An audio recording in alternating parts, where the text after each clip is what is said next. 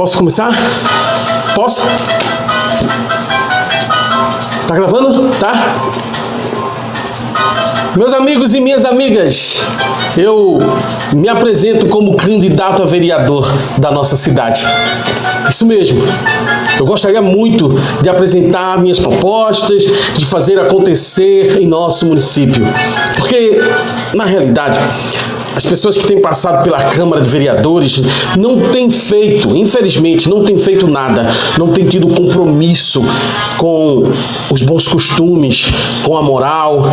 Eu, particularmente, sou uma pessoa temente a Deus, sou um pai de família, olha, sou casado e sou uma pessoa que tem muitos projetos de melhoria para o nosso município, para a nossa comunidade, porque eu tenho princípios cristãos que regem a minha vida.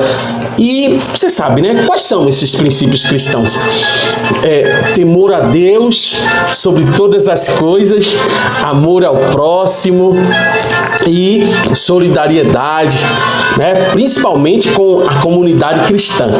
Eu serei um ótimo representante de você, amigo cristão protestante, você católico, você que já está cansado de todos os desmandos ocasionados por essa extrema esquerda aí, esses hereges. Então você tem a oportunidade de depositar o seu voto de confiança em mim. Por favor, não votem em pessoas que não temem a Deus. Não votem em pessoas que não defendem aquilo que nós defendemos. Por favor, você sabe, a Bíblia é a nossa regra de fé. Vamos fazer com que o Senhor Jesus reine nessa comunidade. Muito obrigado. Vigilante da Razão, o seu canal de opinião e crítica. Meus amigos e minhas amigas do canal Vigilante da Razão, muito bom dia, boa tarde, boa noite a todos vocês que estão aí do outro lado assistindo a mais um vídeo do canal Vigilante da Razão. Para quem não me conhece, meu nome é Denilson Douglas e eu sou o apresentador do canal Vigilante da Razão. Um canal que traz sempre para você muita informação e reflexões importantíssimas que dizem respeito aos principais assuntos que são do interesse de todos nós: religião, ateísmo, agnosticismo, política, filosofia, muitos outros assuntos também, sempre para deixar você muito bem informado. Eu digo sempre que você é muito bem-vindo. Na verdade, você é uma pessoa maravilhosa, uma pessoa diferenciada, porque sintoniza no canal, seleciona o canal, assiste aos vídeos, reserva um tempo do seu dia, um tempo muito precioso, quero dizer, para assistir ao canal. Se você deseja colocar sua opinião também, fica à vontade. Agora, de maneira respeitosa, porque comentários desrespeitosos eu sequer vou considerar. Pode ter certeza disso. Mas você que é uma pessoa cristã ou ateísta, humanista, racional, você de diversos segmentos religiosos ou não religiosos, você que está nos diversos lugares do Brasil e do mundo, muito obrigado por sua presença. Você é muito bem-vindo. Eu quero realmente dedicar esse vídeo a cada um de vocês, porque sempre que eu trago um assunto aqui importante, são assuntos aplicáveis a todas as pessoas. Não venha com essa história de não serve para mim. Não, serve sim. Basta tão somente que você preste atenção, que você abra sua mente, que você procure dar atenção a tudo que é falado aqui. Por isso, eu peço, por gentileza, que você fique até o final. Não deixe de assistir o vídeo até o final, porque durante o vídeo eu falo coisas importantes que podem também fazer muita diferença na compreensão final do vídeo. Mas dito isso, sem mais delongas, eu gostaria de começar o vídeo de hoje falando que os homens de bem estão à espreita. Isso mesmo, os homens de bem estão à espreita e eles estão chegando. Eles estão chegando. Por favor, abra os seus olhos, porque os homens de bem estão por aí. Nós vivemos os períodos já pré-eleitorais, onde as pessoas que são candidatos a vereador, a prefeito, estão aí em polvorosa, tentando vender o seu peixe, fazer o seu marketing pessoal e dizer que são pessoas maravilhosas, são pessoas diferenciadas e pessoas que vão lutar pelo bem da população. E às vezes eles se utilizam de roteiros um pouco demagogos para tentar convencer as pessoas. Tipo, eu sou um homem de bem, pai de família, sou um homem temente a Deus. É sobre isso que eu gostaria de falar. Se você de repente quer ouvir mais sobre este assunto, fique à vontade, aproveite, comente e compartilhe este vídeo. Primeiro deixa eu definir a questão da política. A política é de origem grega, essa palavra, que remete ao significado mais amplo, que é políticos. Políticos eram os cidadãos que viviam na polis. Polis, por sua vez, é usada para se referir à cidade e também à civilização de forma mais ampla. Na realidade, esse tema política, ou melhor, essa palavra política tem diversos significados em diferentes áreas de estudo, mas eu gostaria de focar exatamente na política partidária, que faz com que a cada 4 anos pessoas conhecidas, desconhecidas, às vezes artistas, empresários, políticos profissionais tentem até mesmo se perpetuar nos seus cargos públicos e outros novatos chegam querendo vender o seu peixe, querendo vender uma imagem de bom moço, de bom cidadão, de pessoa que vem somar para com a comunidade, lutando ou supostamente lutando por interesses comuns. E aí eu já começo falando que o que se vê nos dias de hoje é uma coisa um pouco diferente. Grupos de pessoas que se auto-intitulam defensores da moral e dos bons costumes, por muitas vezes se apresentam. E eles dizem que são defensores da moral e dos bons costumes, são tementes a Deus e são pais de família, homens de bem. Será? E será que este argumento é um argumento realmente aceitável quando você analisa se deve ou não deve votar em um candidato ou em outro candidato? Eu acredito até que não precisa ser cientista político para entender que muitos políticos profissionais ou pessoas que se aventuram pela primeira vez utilizam-se de muita demagogia, de muitos discursos vazios, de questões que são, na verdade, já há muito tempo rechaçadas como folclore, para tentar se apresentar como a melhor opção, em detrimento dos demais. Então eles fazem o seguinte: eles usam discursos muito fajutos para tentar convencer as pessoas. Mas a política, ela tem um papel fundamental na arte da negociação dos interesses públicos, dos interesses privados, dos interesses da população como um todo. Um bom político não é aquele que se apresenta como o salvador da pátria, porque não existe salvador da pátria algum. O que existe são pessoas que podem ser bem intencionadas ou muito mal intencionadas. A maioria das pessoas entram na política como forma de enriquecimento pessoal, de aumento do seu patrimônio. Denilson, mas existem aquelas pessoas que já são ricas, que para elas não faz diferença o salário de um deputado, um salário de um prefeito ou de um vereador. Sim, mas a psicologia estuda o comportamento humano e alega, é a psicologia, não sou eu quem estou dizendo, mas a psicologia diz o seguinte: quando o ser humano conquista dinheiro, ele procura conquistar autoridade por muitas vezes, reconhecimento do seu potencial. E a política é uma grande ferramenta para que as pessoas tentem provar que são poderosas, que são influentes e que podem contribuir com a sociedade.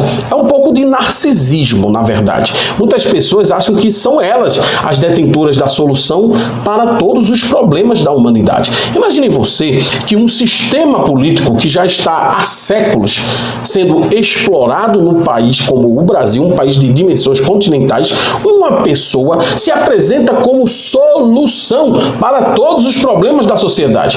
Seria muita, mas muita ingenuidade ou muita esperteza dessa pessoa tentar convencer o maior número de pessoas que ela é a salvadora da pátria. Isso, por si só, já é um grande absurdo. E outro absurdo, muito maior, é quando a pessoa se utiliza desses argumentos que eu mencionei, de ser temente a Deus, de ser cidadão de bem, de ser pai de família, cumpridor dos seus deveres e também conhecedor dos direitos da população que vem sendo negligenciados há muito tempo. Por que eu digo isso? Porque na realidade, meus amigos e minhas amigas, já falamos neste canal da dificuldade de um cenário político onde consta a interferência da religião. Isso já foi falado aqui diversas vezes, porque mesmo sabendo que a religião está no âmago das pessoas, no íntimo das pessoas, nas necessidades ou supostas necessidades básicas de qualquer cidadão comum, essas pessoas precisam entender que a religião já é uma forma de fazer política. O líder religioso, quando administra o seu rebanho, a sua porteira fechada, ele está fazendo política. Ele aplica sanções para quem não cumpre as normas. Ele é a pessoa que supostamente é o representante de Deus para fazer com que as leis de Deus sejam cumpridas. Ele é a pessoa que vai intermediar as boas relações entre os fiéis. Então ele já está fazendo política, mas muitos líderes, inclusive, se envolvem com a política partidária para exatamente conquistar aquela influência que eu falei lá atrás. E isso precisa ser entendido como uma forma de dominação mental, como uma forma de dominação intelectual das pessoas. Você tem um líder que por si só já é uma pessoa altamente reconhecida como um sacerdote, como um homem diferenciado, e agora ele quer se tornar político. Para quê? Para se tornar ainda mais influente. E mais do que isso, para lutar em prol dos interesses da sua própria organização e dos seus pares. Isso é uma verdade. Você está entendendo? Você está entendendo? O problema maior está em querer fundamentar os ditames que regem uma sociedade plural em um livro antiquado. Isso você já deve estar sabendo, né? Isso você já deve estar ciente. Porque quando, por exemplo, políticos cristãos, espíritas, muçulmanos, eles decidem fazer proselitismo ou tentam fazer do parlamento, das prefeituras, das sedes do governo estaduais, das câmaras de vereadores, onde deveria apenas existir o institucionalismo público, eles fazem desses lugares extensões de suas casas de culto. Eu, particularmente, já vi com muito horror, numa sessão da Câmara dos Deputados, um deputado supostamente incorporar uma entidade numa sessão onde se fazia homenagem a Chico Xavier. Isso mesmo. Então, há um desvio de finalidade que precisa ser evitado. Essa é a verdade. Essa é a grande verdade. Então assim não dá. Deveria se tratar de política e não de religião. As convicções de cada um deveriam limitar-se ao cunho pessoal e privado de cada um. Instrumentalizar a religião como braço político partidário é, ao meu ver, ao meu humilde ver, extremamente danoso à sociedade como um todo. Instrumentalizar a política como um braço religioso também. Eu não posso instrumentalizar a religião em favor da política, nem a política em favor da religião. São áreas diferentes. Elas não podem se misturar. Porque, volto a dizer, vivemos em uma sociedade plural. Você está me entendendo? Então, o uso do discurso religioso na tentativa de cooptar votos seria algo realmente aceitável nos dias de hoje? Uma das expressões mais fracas e inconsistentes, no meu ponto de vista, do discurso político, infelizmente tem encontrado aceitação nas mais diversas classes sociais, é o discurso que os pretensos postulantes têm, que afirmam que eles têm temor a Deus. Eles têm temor a Deus e são cidadãos de bem. Eu gostaria de focar nessas duas partes aí importantes, nesses dois elementos. Ser temente a Deus e ser um cidadão de bem. Vamos analisar cada uma dessas afirmações e verificar se são realmente aptas para um discurso político. Volto a dizer, você não precisa ser cientista político para chegar às conclusões que vamos chegar aqui agora. Vamos lá?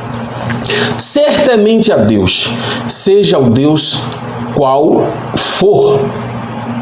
Como assim? Essa afirmação não credencia a pessoa a cargos públicos. não é uma condição sem a qual o serviço público não venha a ser realizado.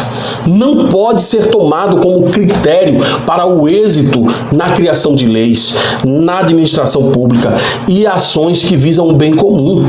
Ser temente ao Deus judaico-cristão, por exemplo, implica em uma série de aceitações que suplantam conceitos democráticos e independentes de vieses de crenças e confissão.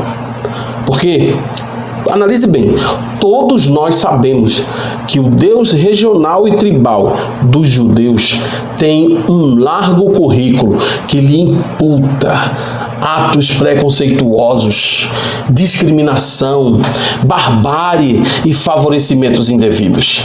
Não dá, assim não dá.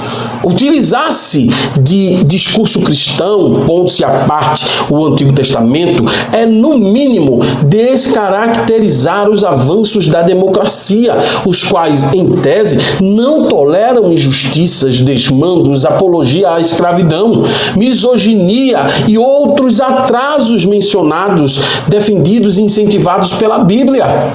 Certamente, alguns tipos de deuses, como o Deus judaico-cristão, deveria ser ocultado do discurso político partidário, na verdade. É muito vergonhoso, pega mal. Como é que eu vou defender, por exemplo, a democracia e o incentivo à escravidão? Não tem como. Como é que eu vou defender a democracia e o combate às minorias como a comunidade LGBTQIAPN? Como é que eu vou defender a democracia e a perseguição a povos de outros segmentos religiosos? Não tem como. Agora vamos analisar a questão do cidadão de bem. Essa é forte, viu? Cidadão de bem é outro termo que já caiu no folclore de termos cômicos e quem não consegue condensar as suas supostas virtudes em termos menos caídos na chacota e no descrédito popular são as pessoas que se utilizam desse termo. Ou sou um cidadão de bem. Poxa vida, o que mais que você é? Como você define um cidadão de bem? O que é um cidadão de bem? É um cidadão que paga seus impostos e não fez mais do que suas obrigações. É um cidadão que respeita os seus colaboradores, ele não fez mais do que sua obrigação. É um cidadão de bem por quê? Porque é casado, pai de família. Ora, foi uma escolha dele que é independente da sua condição de administrar uma cidade. E muitas pessoas até são péssimos administradores das suas famílias. São péssimos maridos, péssimos pais. Isso não credencia cidadão algum a exercer um cargo público. Você está entendendo? Eu acho que você está entendendo. Desde a história antiga até a história recente do nosso país, nós presenciamos o termo cidadão de bem significar que o cidadão em questão faz bem menos aos outros do que se espera.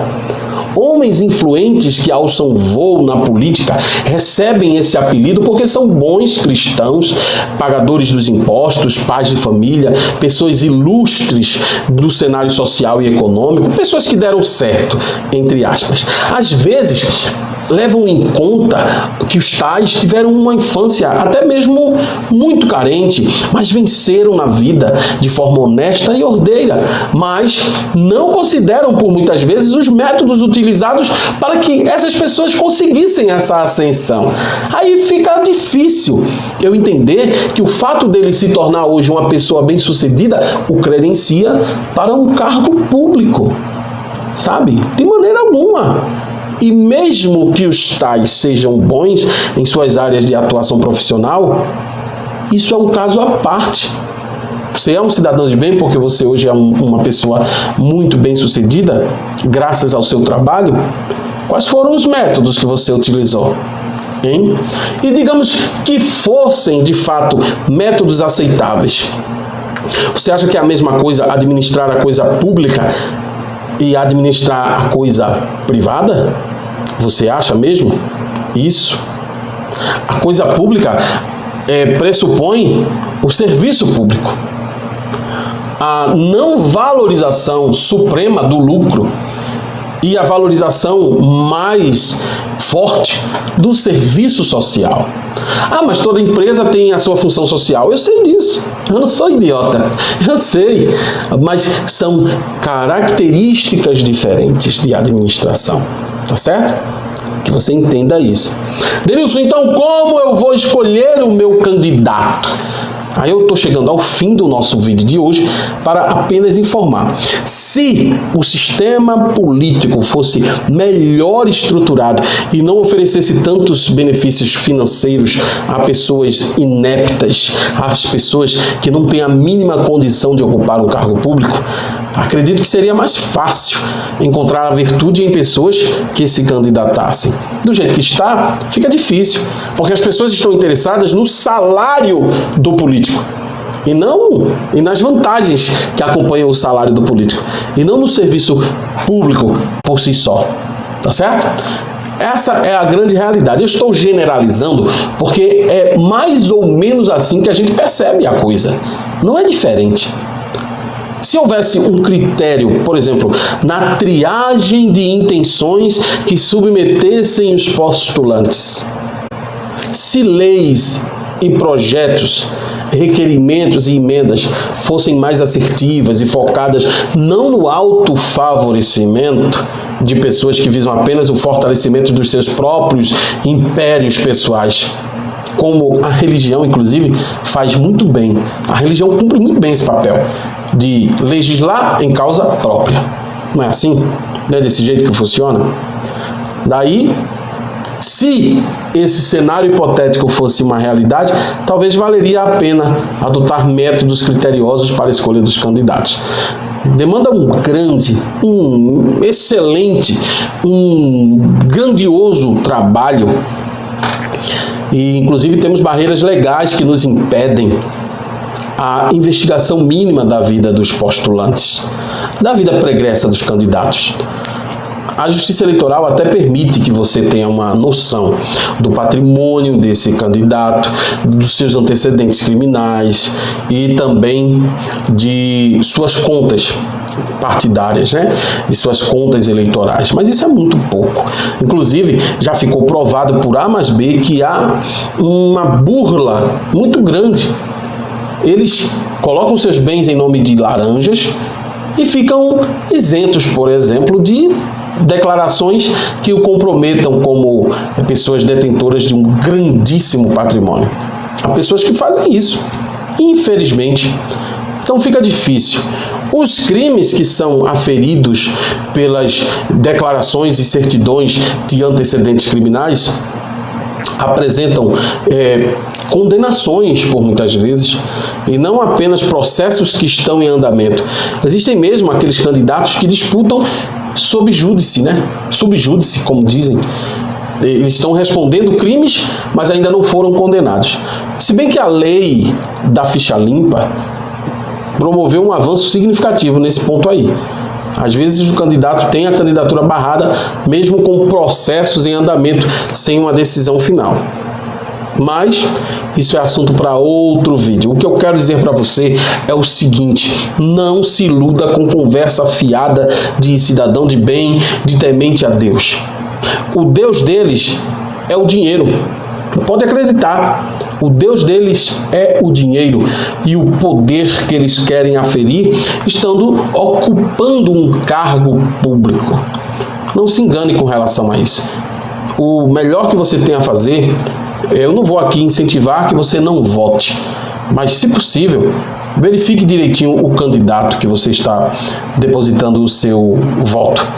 Eu decidi fazer este vídeo porque, inclusive, este assunto foi que me motivou há mais de 14 anos atrás a criar o meu primeiro blog na internet e me fez combater de forma bem contundente alguns desmandos que na época aconteciam aqui na cidade do Carpina. Mesmo com o apoio de alguns vereadores na época, eu fazia um trabalho mais imparcial possível. E estamos em ano eleitoral, é preciso que nós abramos os nossos olhos. É preciso que a gente use métodos muito mais seguros para julgar, porque podemos julgar. O voto é uma escolha, e essa escolha é feita com base nos nossos pré-julgamentos, pessoais e intransferíveis. Ok, gente? Então esse foi o vídeo de hoje. Muito obrigado. Até o próximo vídeo. Tchau, pessoal. Eu quero agradecer ao novo membro, o Ruziver Maia. Ele se tornou membro recentemente. Seja muito bem-vindo, Ruziver. E você que se interessa pelo canal, quer dar uma força mais substancial, por favor, considere tornar-se membro por uma taxa muito pequena. Você vai apoiar esse criador de conteúdo aqui, tá certo? Se você quiser fazer uma doação de qualquer valor, faça um Pix para o vigilantedenilson@gmail.com. Repetindo, vigilantedenilson@gmail.com. E se você ainda não é inscrito, por favor, se inscreva no canal, compartilhe os nossos vídeos, comente, curta e também faça parte dessa grande família do canal Vigilante da Razão. Muito obrigado e até o próximo vídeo. Tchau, pessoal.